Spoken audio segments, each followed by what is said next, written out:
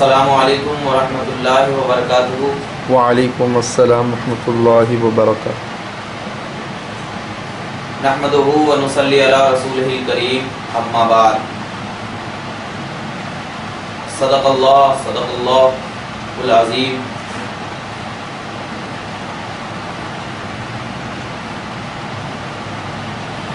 آج ہمارا موضوع بدعت اور اس کی حقیقت۔ آج تمام اہل اسلام، اہل سنت پر یہ تہمت لگا رہے ہیں کہ جو بھی اچھا کام ہم لوگ کرتے ہیں وہ بدعت ہے، اور ہر بدعت گمراہی ہے۔ اس بنیاد پر اہل سنت کے لوگ گمراہ اور قبر پرست ہیں۔ آج انشاءاللہ تبارک و تعالی میں آپ کے سامنے بدعت اور اس کی حقیقت پیش کروں گا۔ اللہ تبارک و تعالی اس کو قبول فرمائے۔ سب سے پہلے یہ ذہن نشین کر لینی چاہیے کہ بدعت کہتے کس کو ہیں اور بدعت کا معنی کیا ہے۔ بدعت لغت میں، ڈکشنری میں، المنجد میں ہے کہ البدعۃ جمعها بدع ما احدث علی غیر مثال سابق۔ اس کا مطلب یہ ہے کہ بدعت کا لغوی معنی نئی چیز جس کی پہلے سے مثال نہ ہو، اس کو بدعت کہتے ہیں۔ اور اصطلاحی معنی یہ ہے کہ ہر اس نئے عقیدے، عمل، قول اور طریقے کو کہتے ہیں جو اصول شریعت کے خلاف ہو۔ تو جب یہ دو چیز معلوم ہو گئی تو اب آپ کو بدعت کی شرعی حیثیت سمجھنے میں دیر نہیں لگے گی۔ بدعت کی شرعی حیثیت یہ ہے کہ بدعت اپنے لغوی معنی و مفہوم کے لحاظ سے ہر بدعت شریعت اسلامیہ میں ناجائز و گمراہی نہیں، بلکہ اس کی دو قسمیں ہیں۔ نمبر ایک، جو امر شارع کے خلاف نہ ہو۔ امر شارع کا مطلب ہوتا ہے کتاب اللہ، سنت رسول اللہ، قیاس، اجماع امت۔ جو اس کے خلاف نہ ہو، ایک بدعت وہ ہے، بلکہ اس کی دو قسمیں ہیں۔ نمبر ایک، جو امر شارع کے خلاف نہ ہو، دوسرا یہ بدعت ناجائز نہیں، اور دوسرا وہ جو امر شارع کے خلاف ہو اور یہ بدعت ناجائز ہے۔ اب ہم نے جو یہ دو تقسیم کیا بدعت کی، ایک یہ کہ جو امر شارع کے خلاف نہ ہو، اور دوسرا وہ جو کہ امر شارع کے خلاف ہو، تو پہلے کو ہم نے جائز قرار دیا اور دوسرے کو ہم نے ناجائز قرار دیا۔ تو اب کوئی سوال کرنے والا سوال کر سکتا ہے کہ آپ نے یہ دو قسم اپنی طرف سے کیوں کر دیا؟ کوئی سوال یہاں پر یہ کہہ سکتا ہے کہ بدعت کی تقسیم جائز اور ناجائز کی طرف کرنا درست نہیں، کیونکہ اگر بعض بدعت کو جائز کہا جائے تو لازم آئے گا کہ اللہ کے رسول صلی اللہ علیہ وسلم کا جو قول ہے کہ ہر بدعت گمراہی ہے، غلط ہو جائے، کیونکہ کوئی جائز چیز گمراہی نہیں ہو سکتی۔ اس لیے بدعت کی تقسیم جائز اور ناجائز کی طرف کرنا درست نہیں۔ تو اب اس کا جواب دیتے ہوئے علماء کرام ارشاد فرماتے ہیں کہ اگر اللہ کے رسول صلی اللہ علیہ وسلم کا قول کہ ہر بدعت گمراہی ہے کا مطلب یہ لیا جائے تو دنیا کے ہر ایک مسلمان کا گمراہ ہونا لازم آئے گا۔ گمراہ ہونا لازم آئے گا۔ بتاؤ کون سا مسلمان نئی چیز کے ارتکاب سے بچا ہوا، نئی چیز کے کرنے سے بچا ہوا جو زمانے نبوی میں موجود نہیں تھی؟ جو زمانے نبوی میں موجود نہیں تھی ہر ایک انسان کر رہا ہے۔ اور اگر کوئی یہ سوال کرے کہ بھائی اگر کوئی یہ کہے کہ نئی چیز سے مراد دین میں نئی چیز ہے، دین میں نئی چیز ایجاد کرنا، تو ان سے پوچھا جائے کہ بتائیے قرآن میں اعراب لگانا، سورتوں اور آیتوں کے نمبرات، احادیث کا جمع کرنا، اصول فقہ اور بہت ساری مسجدیں بنانا، مدرسے قائم کرنا، یہ سب رسول صلی اللہ علیہ وسلم کے زمانے میں موجود نہیں تھا، لیکن آج کل کے دور میں یہ سب کام کرنا بالکل جائز ہے۔ اور بعض چیزیں تو اس میں ایسی ہیں جو کہ جائز نہیں بلکہ واجب کفایہ کے حد تک ہے کہ اگر اس کو نہیں کریں گے تو ہم پر گناہ بھی لکھا جائے گا. اور یہ سب چیز تمام کے تمام امور دین سے تعلق رکھتی ہیں. یہ دور رسول اور دور صحابہ میں بالکل موجود نہیں تھا, تو ضلالت و گمراہی ہونا چاہیے اس چیز کو. حالانکہ یہ امور کار خیر ہیں, ضلالت گمراہی نہیں ہے. تو ماننا پڑے گا کہ قول رسول صلی اللہ علیہ وسلم جو ہے, ہر نئی چیز گمراہی کا مطلب یہ ہے کہ ہر نئی چیز جو قرآن و حدیث اور دلائل شرعیہ کے خلاف ہو وہ گمراہی ہے. اور یہ جو مطلب میں نے بیان کیا ہے اس کی تائید صحیح بخاری اور صحیح مسلم کی روایت سے بھی ہوا کرتی ہے. یہ میں نے اپنی طرف سے کوئی اس کی بیان نہیں کیا کہ صحیح بخاری حدیث نمبر 371 اور صحیح مسلم حدیث نمبر 77 میں ہے کہ حضرت عائشہ رضی اللہ تعالی عنہا سے روایت ہے کہ رسول صلی اللہ علیہ وسلم نے ارشاد فرمایا, من احدث فی امرنا ھذا ما لیس منہ فہو رد. ترجمہ یہ ہے کہ جس نے ہمارے اس دین میں ایسی نئی چیز کی ایجاد کی جو ہمارے دین سے نہیں ہے, وہ نئی چیز نامقبول ہے. معلوم ہوا کہ ہر نئی چیز لغوی اعتبار سے بدعت تو ہے لیکن نامقبول اس وقت تو ہے جبکہ دین میں سے نہ ہو.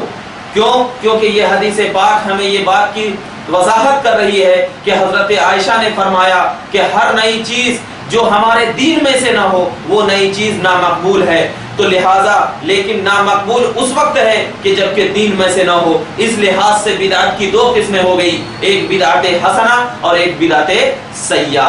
اب بدعت حسنہ کا ثبوت حدیث پاک میں ہے. حضور اکرم صلی اللہ علیہ وسلم نے ارشاد فرمایا, مسلم شریف کتاب الزکات حدیث نمبر 2351 اور کتاب العلم حدیث نمبر 2800, حضور اکرم صلی اللہ علیہ وسلم نے ارشاد فرمایا, من سن فی الاسلام سنتا حسنتا فلہ اجرھا واجر من عمل بها من بعدہ من غیر ان ينقص من اجورهم شیء ومن سن فی الاسلام سنتا سیئتا کان علیہا وزرھا ووزر من عمل بها من بعد من غیر ان ينقص من اوزارهم شیء. اللہ کے رسول صلی اللہ علیہ وسلم نے ارشاد فرمایا کہ جس نے اسلام میں کوئی اچھا یعنی نیا طریقہ جاری کیا, اس کو اس کے بعد اس کو ثواب ملے گا اور اس کو بھی ثواب ملے گا جو اس کے بعد اس پر عمل کرے گا. اس کے ثواب میں کچھ کمی نہیں کی جائے گی. اور جس نے اسلام میں کوئی برا طریقہ جاری کیا اس کا گناہ اور اس کے بعد اس پر عمل کرنے والوں کا گناہ بھی اس پر ہوگا, اس کے گناہ میں کچھ کمی نہیں کی جائے گی. اور ایسی ہی حدیث حضرت ابو ہریرہ سے روایت ہے, مسند احمد حدیث نمبر 1078, حضرت ابو ہریرہ رضی اللہ تعالی عنہ سے روایت ہے کہ من سن سنتا ضلال فاتبع علیہا کان علیہا مثل اوزارہم من غیر ان ينقص من اوزارہم شیء ومن سن سنتا حدا فاتبع علیہا کان له مثل اجورہم من غیر ان ينقص من اجورہم شیء. کہ اس کا ترجمہ یہ ہے کہ جس شخص نے گمراہی کا کوئی طریقہ جاری کیا اور اس کی پیروی کی گئی تو تمام پیروی کرنے والوں کا گناہ اور اس پر ہوگا اور کسی کے گناہ سے کچھ کمی نہ ہوگی. اور جس شخص نے ہدایت کا کوئی طریقہ جاری کیا اور اس کی پیروی کی گئی تو تمام پیروی کرنے والوں کی نیکیاں اس شخص کو ملے گی اور ان کی نیکیوں میں کچھ کم نہیں کیا جائے گا, کچھ کم نہیں کیا جائے گا. لہذا اور اس ایسے ہی روایت امام ابو عبداللہ محمد بن یزید قزوینی ابن ماجہ متوفی 275 نے سنن ابن ماجہ میں ایک عنوان قائم کیا ہے کہ من سن سنتا حسنتا او سیئتا. اس عنوان کے تحت جو مذکورہ روایت میں نے بیان کیا ہے وہ حضرت جریر, حضرت ابو ہریرہ, حضرت ابو جحیفہ رضی اللہ تعالی عنہ کی سند سے ذکر کیا ہے. ابن ماجہ حدیث نمبر 203, حدیث نمبر 204, حدیث نمبر 207. ان حدیثوں سے معلوم ہوا کہ بدعت دو طریقے کی ہوتی ہے, ایک حسنہ اور ایک سیئہ. ہم جو بدعت کی تقسیم بیان کرتے ہیں حسنہ اور سیئہ کی طرف, یہ بھی حدیث پاک سے ثابت ہے. اب کوئی ہم پر یہ الزام نہ لگائے کہ بدعت کی تقسیم حسنہ اور سیئہ کی طرف یہ آپ کا گڑھا ہوا ہے. نہیں, یہ ہمارا گڑھا ہوا نہیں بلکہ حدیث کے الفاظ ہیں کہ حضرت حضرت عائشہ سے روایت ہے، حضرت ابو ہریرہ سے روایت ہے، حضرت جریر سے روایت ہے. تو ان تمام روایتوں سے یہی بات ثابت ہو رہی ہے کہ اچھا کام اگر اسلام سے خارج نہ ہو تو وہ اچھا کام کرنے کی وجہ سے ثواب بھی آ جاتا ہے. وہ بھی حدیث سے ہے. شریعت میں جہاں بھی، اور ایک چیز ذہن میں رکھنی چاہیے کہ شریعت میں جہاں بھی سنت کے مقابل میں بدعت کا استعمال ہوتا ہے وہاں پر بدعت سے مراد بدعت سیاح ہی لیا جاتا ہے، ہوا کرتی ہے. اس کی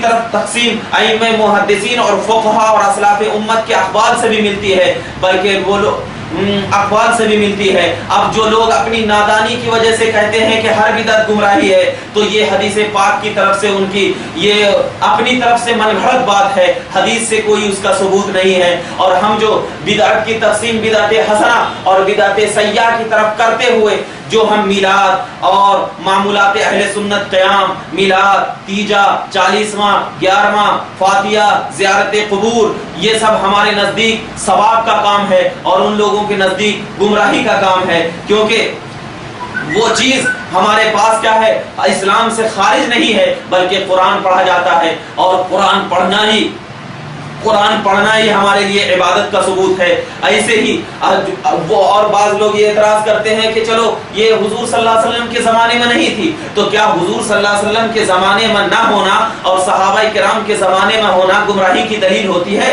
نہیں، ایسا نہیں ہو سکتا. بخاری شریف کتاب المغازی حدیث نمبر 4086 میں حضرت خبیب رضی اللہ تعالی عنہ اور اس حدیث کے راوی حضرت ابو ہریرہ ہیں. کیا وہ بیان کرتے ہیں کہ جب حضرت خبیب رضی اللہ تعالی عنہ حارث بن عامر بن نوفل کے بیٹوں کے قید میں تھے تو انہوں نے جب حضرت خبیب رضی اللہ تعالی عنہ کو تکلیف دینا چاہا اور ان کو قتل کرنے کے ارادے سے مکہ المکرمہ سے باہر لے کر کے گئے تو حضرت خبیب رضی اللہ تعالی عنہ نے ارشاد فرمایا کہ اے حارث بن عامر بن نوفل کے بیٹوں، ہمیں قتل کرنے سے پہلے 2 رکعت نفل نماز پڑھنے کی اجازت دے دی جائے. تو انہوں نے حضرت خبیب رضی اللہ تعالی عنہ کو 2 رکعت نفل پڑھنے کی اجازت دے دی. جب اجازت دے دی تو حضرت خبیب فرماتے ہیں کہ میں نے 2 رکعت سے زیادہ نماز اس لیے نہیں پڑھا کہ کہیں وہ لوگ یہ نہ سمجھ بیٹھیں کہ یہ قتل کے خوف سے نماز پڑھ رہا ہے. حضرت ابو ہریرہ ان حدیث کو بیان کرنے کے بعد ارشاد فرماتے ہیں فَكَانَ أَوَّلُ مَنْ سَنَّ الرَّكَعَتَيْنِ عِنْدَ الْقَتْلِ وَهُوَ. اس کا ترجمہ یہ ہے کہ حضرت ابو ہریرہ فرماتے ہیں کہ یہ حضرت خبیب سب سے پہلے آدمی تھے جنہوں نے شہید ہونے سے پہلے 2 رکعت نماز پڑھی. حضور صلی اللہ علیہ وسلم نے کبھی بھی ارشاد نہیں فرمایا تھا کہ 2 رکعت نماز قتل سے پہلے پڑھی جائے، لیکن حضرت خبیب کو یہ معلوم تھا کہ اگرچہ رسول نے نہیں فرمایا ہے کہ قتل سے پہلے 2 رکعت نماز پڑھی جائے، لیکن رسول نے تو یہ فرما دیا ہے کہ نفل نماز کسی بھی وقت پڑھی جا سکتی ہے، البتہ نفل نماز پڑھنے کے لیے اوقات مکروہہ نہ ہو. تو لہٰذا جو کام رسول صلی اللہ علیہ وسلم کے زمانے میں نہ ہوا ہو لیکن صحابہ نے اس کو کر دیا ہو یہ سمجھ کر کہ اس کے کرنے کی وجہ سے ہمیں ثواب ملے گا تو اس کی وجہ سے ہمیں یہ کام نیکی ملے گی، تو یہ کام کرنے کی وجہ سے ہمیں نیکی ملتی ہے. تو وہ کام جو اسلام میں کرنے کی وجہ سے نیکی مل رہی ہو اور وہ بدعت حسنہ ہے، اور بدعت حسنہ کا ثبوت بہت سارے علماء کے اقوال سے ثابت ہے. محدث ابو الحسن علی بن خلف ابن بطال مالکی متوفی 449 شرح بخاری ابن بطال جلد 4 صفحہ نمبر 174 میں ارشاد فرماتے ہیں کہ جو کام سنت کے خلاف ہو وہ بدعت دلالہ ہے اور جو کام سنت کے موافق ہو وہ بدعت خدا ہے. مطلب بدعت دلالہ کا مطلب بدعت گمراہی، ایسی بدعت جس کے کرنے سے گمراہ ہو جاتا ہے انسان، اور بدعت خدا کا مطلب کہ ایسی بدعت جس کے کرنے سے ہدایت مل جاتی ہے. اور سونے پر سہاگا تو یہ ہے کہ اور بہت سارے علماء کرام نے اس کی تصریح کی ہے، اور سونے پر سہاگا یہ ہے کہ ابن تیمیہ کے نزدیک بھی بعض بدعت مستحب ہے. ابن تیمیہ مجموع الفتاوی جلد 20 صفحہ نمبر 107 میں لکھتا ہے کہ وہ بدعت جس کے کرنے میں اسلام پر کوئی افیکٹ نہ پڑ رہا ہو وہ بدعت ان کے نزدیک بدعت مستحبہ ہے. اب ذرا بتائیے کہ جب ان کے گروہ کے سردار نے بعض بدعت کو بدعت مستحبہ کہا تو ان حدیث کی بنیاد پر کہ ہر بدعت گمراہی ہے اس کی بنیاد پر اہل سنت پر الزام لگانا کہ بدعت گمراہی ہے یہ درست نہیں ہو سکتا. اور یہ الزام لگانا کہ ہر بدعت گمراہی ہے اور جو کام رسول صلی اللہ علیہ وسلم کے زمانے میں نہ ہو اس کام کے کرنے کی وجہ سے ہمارے اوپر گمراہی کا فتویٰ لگتا ہے، تو آئیے میں آپ کو یہ بات بھی بتا دوں کہ کوئی کام جو کام رسول صلی اللہ علیہ وسلم کے زمانے میں نہ ہوا ہو، اس کام کے کرنے کی وجہ سے ہمیں گمراہی کا قول لگا، تو سب سے پہلے یہ چیز ذہن نشین کرنی چاہیے کہ رسول صلی اللہ علیہ وسلم کا کسی فعل کو چھوڑ دینا کیا وہ بدعت ہے؟ کیا وہ بدعت ہے؟ تو اس کی بنیاد پر میں آپ کو بتا دینا چاہتا ہوں کہ بعض لوگ یہ اعتراض کرتے ہیں کہ نفلی عبادت کے سلسلے میں بعض لوگ یہ قاعدہ بیان کرتے ہیں کہ جن عبادات کا داعیہ اور باعث عہد رسالت میں موجود ہو، اس کے باوجود رسول صلی اللہ علیہ وسلم نے اس کام کو نہ کیا ہو، تو آپ کے باوجود اس کام کا نہ کرنا اس بات کی دلیل ہے کہ وہ بدعت کیا ہے؟ ناجائز اور بدعت سیاح ہے۔ تو اس کا جواب دیتے ہوئے ارشاد فرمایا جاتا ہے کہ اگر یہ صحیح اصول مان لیا جائے تو آدھے سے زیادہ نفلی عبادت ختم ہو جائے گی۔ دیکھیے حضرت عمر رضی اللہ تعالیٰ عنہ نے رمضان کی تمام راتوں میں باجماعت تراویح اور اس میں ختم قرآن شروع کیا، جبکہ احادیث صحیحہ سے ثابت ہے کہ حضور صلی اللہ علیہ وسلم نے صرف ایک رمضان میں 3 راتوں کو قیام کیا ہے۔ یہ احادیث صحیحہ سے ثابت ہے، مسلم شریف، بخاری شریف کی حدیث پاک ہے، اور اس میں بھی جماعت کا خود اہتمام نہیں فرمایا رسول صلی اللہ علیہ وسلم نے، صرف آپ نے رمضان المبارک میں 3 رات تراویح کی نماز پڑھی۔ بعض چیزیں ایسی ہیں جو رسول صلی اللہ علیہ وسلم کے زمانے میں موجود نہیں تھی لیکن صحابہ کے زمانے میں موجود ہوا، تو کیا صحابہ کرام کا ان تمام چیزوں کو کرنا بدعت سیاح کی دلیل ہوگی؟ اگر بدعت سیاح کی دلیل ہوگی تو سب سے پہلے گنہگار صحابہ کرام کو ماننا پڑے گا، کیونکہ وہ رسول صلی اللہ علیہ وسلم کے زمانے میں موجود نہیں تھی، پھر بھی صحابہ کرام نے اس چیز کو کیا۔ تو صحابہ کرام کا اس چیز کو کرنا اس بات کی دلیل ہے کہ اگر وہ چیز کلام مقدس اور احادیث متواترہ اور احادیث صحیحہ کے مطابق ہو اور اسلام میں اس سے کوئی افیکٹ نہ پڑ رہا ہو، تو اس چیز کو کرنا ہمارے لیے باعث ثواب اور باعث نعمت ہوا کرتی ہے۔ اور کیسے کہ نبی پاک صلی اللہ علیہ وسلم کے زمانے میں بہت ساری چیزیں موجود نہیں تھی، جیسے کہ قرآن کا جمع کرنا مصحف ہے، اور کئی قرات کی بنیاد پر حضرت عثمان رضی اللہ تعالیٰ عنہ نے لوگوں کو ایک قرات کی بنیاد پر کہا، مسلم شریف کی حدیث پاک ہے جلد 1 صفحہ نمبر 272 میں۔ تو ان تمام چیزوں کو لے کر کے یہ دلیل بنانا کہ رسول صلی اللہ علیہ وسلم نے جس فعل کو نہیں کیا اس فعل کا ہمارے لیے کرنا یہ بدعت ہے اور گمراہی کا ذریعہ ہے، یہ ہمارے لیے درست نہیں ہے۔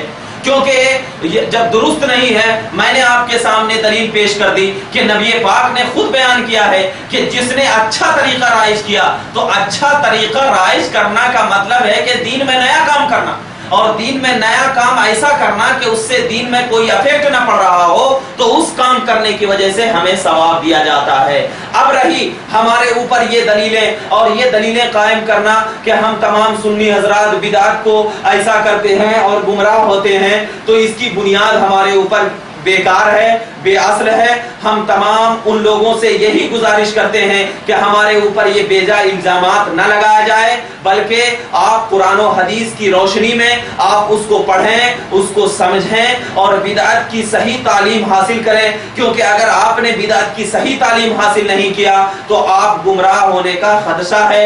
اللہ رب العزت کی بارگاہ میں دعا ہے کہ اللہ رب العزت ہمیں صحیح طریقے سے قرآن و حدیث سمجھنے کی توفیق عطا فرمائے۔ وآخر الدعوانا الحمدللہ رب العالمین۔ السلام علیکم۔ بند کر دو بھائی، دابو اس کو۔